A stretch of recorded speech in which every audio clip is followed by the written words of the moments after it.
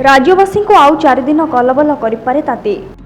पाणीपाग विभाग पूर्वानुमान अनुसार आहुरी 4 दिन लगी रहीपारे प्रचंड ग्रीष्म प्रभाव स्थिति। खरा सांगू गुळुगुळी अणायत्त करिबो। दिनर तापमात्रा अधिकांश स्थान में 40 डिग्री किंबा ताठू अधिक रहिबो।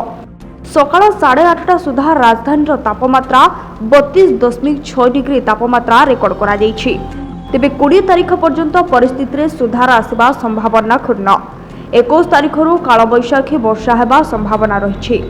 आज राज्यर 4 जिला को ग्रीष्म प्रभाव जनित येलो वार्निंग जारी करा जायछि। गंजाम, पुरी, जगतसिंहपुर और संबलपुर आदि जिले में ग्रीष्म प्रभाव संभावना थिबारु सतर्क करिछि पाणीपाग विभाग।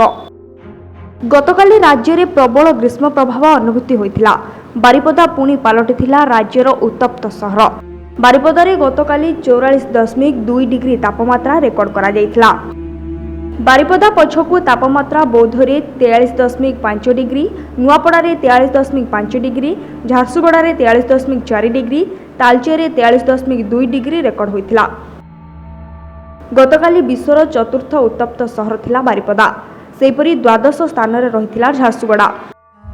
विश्वर सबुठु उत्तप्त 15टी सहर मध्यरे भारतर 8टी सहर रहितिला। ब्यूरो रिपोर्ट, कलबल टीवी।